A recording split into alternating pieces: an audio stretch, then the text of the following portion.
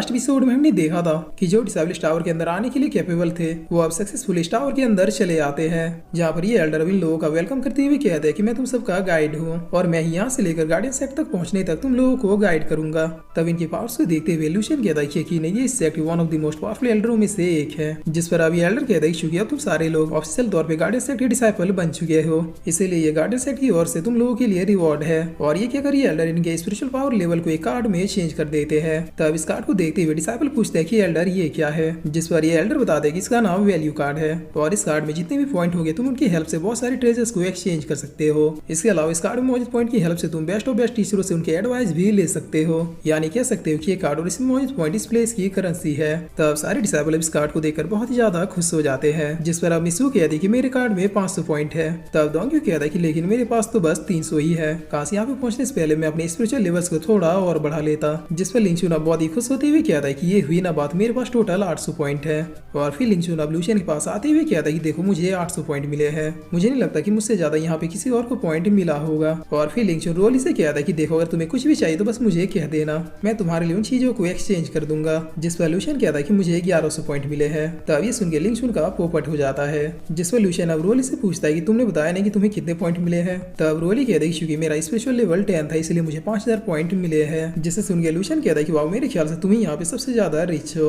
और अब ये एल्डर कहता है कि इससे पहले तुम लोग गार्डियन सेक्ट में चले जाओ, उन डिसेबल्स पास एक चांस है 5000 पॉइंट जीतने का जिन्होंने मिनिमम स्पिरिचुअल लेवल के 7 लेवल को अचीव किया था। जिससे सुन के लूशियन कहता है कि क्या 5000 पॉइंट, जिस पर ये एल्डर कहता है कि बिल्कुल जिन डिसेबल्स ने कम से कम स्पिरिचुअल लेवल के 7 लेवल को अचीव किया था वो लोग नियम के अनुसार गार्डियन सेक्ट के ओल्ड डिसेबल से फाइट कर सकते हैं, और अगर फ्रेशर डिसेबल ने ओल्ड डिसेबल को डिफीट कर दिया तो फिर उसे 5000 पॉइंट का इनाम दिया जाएगा। जिस पर अब इस एल्डर की इतना कहते हैं यहाँ पे ओल्ड डिसेबल अफेयर हो जाते हैं, जिसमें से ये लड़की अब आगे आती हुई कहती कि एल्डर बाइलाव आप इतना ज्यादा लेट क्यों कर रहे थे, हम लोग तब से बस इसी कंपटीशन का वेट कर रहे थे। और फिर ये लड़की अब इन सारे फ्रेशर डिसेबल्स की ओर देखती हुई कहती है कि अच्छा तो इस साल के गार्डियन सेक्ट के फ्रेशर्स तुम लोग हो, लेकिन तुम लोगों के जैसे वेस्ट और कमजोर डिसेबल वाला गार्डियन सेक्ट में पहुंच कैसे गए, तुम में से बस गिने चुने लोग ही है जिन्होंने डिवाइन रिलम को ब्रेक थ्रू किया है। तब लूशियन अब बीच में बोलते हुए कहता है सीनियर सिस्टर अगर आप बुरा ना माने तो फिर मैं भी आपकी लेवल को जानना चाहूंगा। जिस पर ये लड़की कहती है तुम्हें ये सब जानने की जरूरत नहीं है, अगर तुम हमसे फाइट करने के लिए एलिजिबल हो तो फिर सीधे मैदान में आओ। तब ये एल्डर कहते हैं कि रूल बहुत ही सिंपल है, जो एलिजिबल हो इस फाइट को ज्वाइन कर सकते हैं, मगर याद रहे अगर कोई फ्रेशर डिसेबल हार गया तो फिर उसे सीधे गार्डियन सेक्ट से निकाल दिया जाएगा, इसलिए अच्छे से सोच समझ के डिसेबल इस कंपटीशन में पार्टिसिपेट करेंगे। तब ये सुन के वो सारे डिसेबल जिनके स्पिरिचुअल लेवल 7 से ज्यादा या फिर 7 से कम थे वो लोग अब पीछे हटते हुए कहते हैं कि बिल्कुल रिस्क लेना ही नहीं है। तब ये लोग अब आगे आते हुए कहते हैं कि हमें इस कंपटीशन में पार्टिसिपेट करना है, जिन्हें देखकर ये लड़की अब इन लोगों का मजाक उड़ाते हुए कहती है कि गार्डियन सेक्ट की हिस्ट्री में ये आज तक का सबसे वेस्ट बैच है, मैंने इससे ज्यादा वीक डिसेबल इससे पहले कभी भी नहीं देखे। तब ये सुन के लूशियन अब डायरेक्ट कहता है कि सीनियर सिस्टर मेरे ख्याल से आपकी आंखें खराब हो चुकी है, इसीलिए सारे डिसेबल आपको वेस्ट ही लग रहे हैं। जिस पर ये लड़की हंसते हुए कहती है कि तुम्हें मानना पड़ेगा, एक वेस्ट होने के बावजूद अपने सीनियर के सामने तुम्हें बोलने का गट्स तो है। तब लूशियन कहता है कि बिल्कुल अगर आप जैसे सीनियर्स हो तो फिर बातें तो अपने आप ही मुंह से निकल ही जाती है। जिस पर ये लड़की कहती है कि बहुत खूब, बस किसी तरह से तुम्हारी मैच मेकिंग मुझसे हो जाए और तब मैं तुम्हें सिखाऊंगी कि आखिर अपने सीनियर की रिस्पेक्ट करते कैसे है।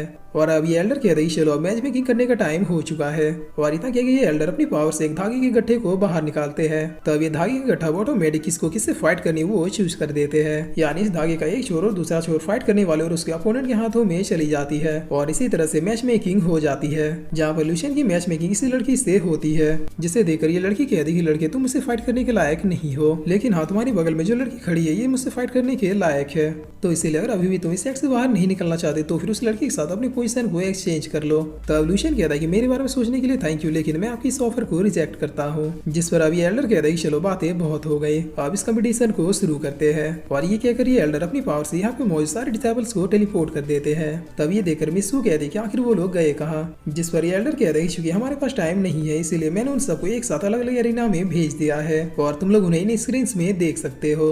जिस पर सारे डिसेबल अब नजरें गड़ा के लूशियन की फाइट को देखने लगते हैं, जहाँ पर ये लड़की लूशियन से कहती कि मैं तुम्हें आखिरी मौका दे रही हूँ, अगर सरेंडर कर दोगे तो फिर मैं तुम्हारे हाथ पैर नहीं तोड़ूंगी। तब लूशियन कहता है कि सीनियर आप तो मैच शुरू होने से पहले ही हार मानने लगी है। जिस पर ये लड़की अब अपने और आंख निकालते हुए कहती कि ठीक है फिर भुगतो अब। और ये कहकर ये लड़की अपनी एंजेलिक विंग्स को बाहर निकाल लेती है। तब ये देखकर लूशियन भी अपनी पावर्स को अपेयर करता हुआ सीधे इस लड़की के ऊपर अटैक करने के लिए बढ़ जाता है, मगर इस अटैक में लूशियन का ये अटैक कमजोर पड़ जाता है और वो सीधे सीधे पीछे आके गिर जाता है, जिस पर ये लड़की कहती कि मैंने बिल्कुल सही कहा था, तुम बस एक वेस्ट हो। तब इसके पावर्स देख के लूशियन कहता है कि इसके पावर्स तो डिवाइन रिलम के भी ऊपर है। और फिर लूशियन अब अपनी आंखों को बंद करते हुए सीधे अपने माइंड कॉन्शियसनेस के अंदर चला आता है और यहाँ पे आके वो नैनी से कहता है कि मेरी पावर्स कहाँ गई। तब नैनी जी कहती कि सॉरी, मैं तुम्हारी पावर्स से खेल रही थी। वेल इस लड़की को डिफीट करने के लिए तो मेरा एक ही मूव काफी है। जिसके बाद अब ये सीन यहीं पे कट होता है और हमें फाइट के बाद का सीन दिखाया जाता है, जहाँ पर ये लोग गार्डियन सेट में अपने डिवीजन की ओर जा रहे थे। तब ये सीनियर लड़की लोगों के सामने आते हुए कहती तुम लोग इतने ज्यादा स्लो क्यों हो।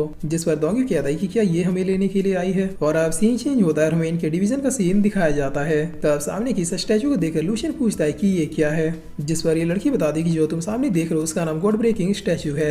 इसमें सेट के टॉप 50 डिसाइबल्स का नाम लिखा गया है, लेकिन ऐसा नहीं है कि नाम बिल्कुल परमानेंट है। अगर तुम्हारी पावर इन टॉप 50 डिसाइबल्स से भी ज्यादा हुई तो फिर तुम्हारा नाम ऑटोमेटिक इसमें चला आएगा। बस इसके लिए तुम्हें अपनी पावर लेवल को अपने वैल्यू कार्ड से लिंक करना होगा। मगर ध्यान रहे इस लिस्ट में तुम जितने नंबर की पोजीशन को चूज करोगे तुम्हारी पावर्स वाकई में उस डिसाइबल से ज्यादा होनी चाहिए, वरना किसी ने अगर मजाक में ऐसा कर दिया तो फिर उसे ऑटोमेटिक इस प्लेस से निकाल दिया जाएगा। जिस पर लिंचुन कहता है कि क्या इस लिस्ट में आने के कोई फायदे हैं। तब ये लड़की कहती है कि जो डिसाइबल टॉप 50 की लिस्ट में होते हैं उन्हें उनके रैंक के हिसाब से डेली वैल्यू पॉइंट्स मिलते हैं। एग्जाम्पल के लिए जिसकी रैंक 50 है उसे डेली 5000 वैल्यू पॉइंट्स मिलते हैं और जिनकी रैंक 1 है उन्हें डेली 2 लाख वैल्यू पॉइंट्स दिए जाते हैं। तब लूशियन कहता है कि क्या मैं जान सकता हूँ कि जिसकी रैंक 1 है उसका नाम क्या है। जिस पर ये लड़की बताती है कि उसका नाम चैन फेंग है। वो पिछले साल हेवनली बिस्टों को मार के उनके एसेंस को कलेक्ट करने के लिए निकला था और अभी तक वो सेट में वापस नहीं लौटा। जिस पर डोंगी कहता है कि जो पर्सन अकेले जाके हेवनली बिस्टों को मार सकता है वो तो पक्का एक मॉन्स्टर होगा।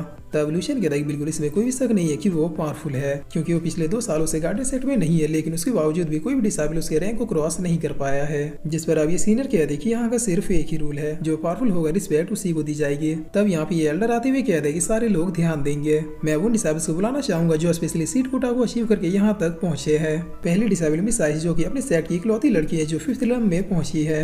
दूसरे डिसाइबल मीका जो कि साउथ वैली की ओर से आए हैं और तीसरे और चौथे डिसाइबल लूशियन और यांग होंग जो कि नॉर्थम और वेस्टर्न सेट से बिलोंग करते हैं। जिस पर अब ये दोनों स्टेज पे आते एक दूसरे को ताने मारते हुए कहते हैं कि मुझे लगा नहीं था कि तुम यहाँ तक पहुंच जाओगे। तब लूशियन कहता है कि डार्क फॉरेस्ट में मैंने जो तुम्हारी पिटाई की थी क्या तुम उसे भूल गए। जिस पर यांग होंग कहता है कि मैं भला उसे कैसे भूल सकता हूँ, इस डिवीजन में मैं उसी हिसाब को तो क्लियर करने आया हूँ। तब लूशियन कहता है कि अगर ऐसी बात है तो फिर तुम दिखाते क्यों नहीं कि आखिर तुम क्या कर सकते हो। जिस पर तभी एल्डर बीच में आते हुए कहता है कि अभी कोई फाइट नहीं करेगा, क्योंकि 1 महीने बाद ये फ्रेशर चैंपियनशिप स्टार्ट होने वाली है, जहाँ पर तुम लोगों को अपने अपने रिवेंज को कंप्लीट करने का पूरा मौका दिया जाएगा।